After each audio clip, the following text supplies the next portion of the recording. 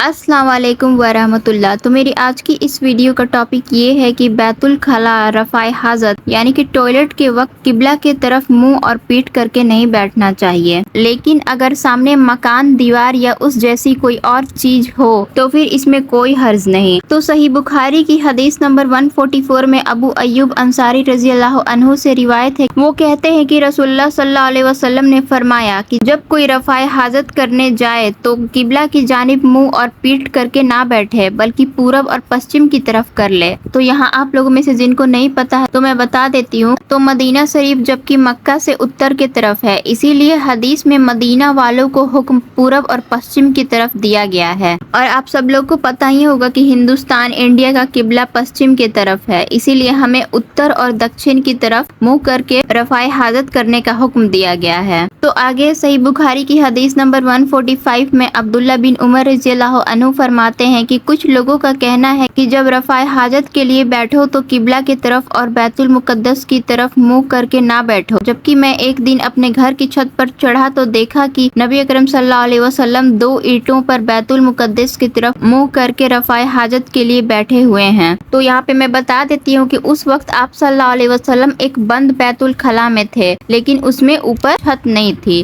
تو جس کی وجہ سے جب آپ صلی اللہ علیہ وسلم بیت الخلاء کے بعد اٹھ رہے تھے تو اس وقت عبداللہ بن عمر رضی اللہ عنہ نے دیکھا کہ آپ کا چہرہ قبلے کی طرف تھا۔ تو اس سے ہمیں یہ پتہ چلتا ہے کہ ٹوائلٹ اگر 4 دیواری میں بند ہے تو اس کے لیے ہمیں یہ سب اصول فالو کرنے کی ضرورت نہیں، جبکہ یہ حکم کھلے میدان میں بیٹھنے کے لیے ہے۔ اور ایک روایت کے مطابق آپ صلی اللہ علیہ وسلم قبلے کی طرف پیٹ کر بیٹھے ہوئے تھے۔ تو جیسا کہ ہمارے گھر 4 دیواری کے اندر بند ٹوائلٹ ہوتا ہے، تو امام بخاری رحمۃ اللہ علیہ کا کہنا ہے کہ گھروں کے اندر میں ٹوائلٹ کی قبلہ کی طرف منہ یا پیٹ کر کے بیٹھنے کی اجازت ہے، اور یہ پابندی خاص کر کھلے میدان کے لیے ہے۔ تو اس سے کوئی فرق نہیں پڑتا ہے کہ گھر کے اندر آپ کا ٹوائلٹ پورب، پشچم یا اتر یا دکشن کسی بھی طرف سے ہو، کیونکہ یہ مکمل چاروں طرف سے دیواروں سے ڈھکا ہوا ہوتا ہے۔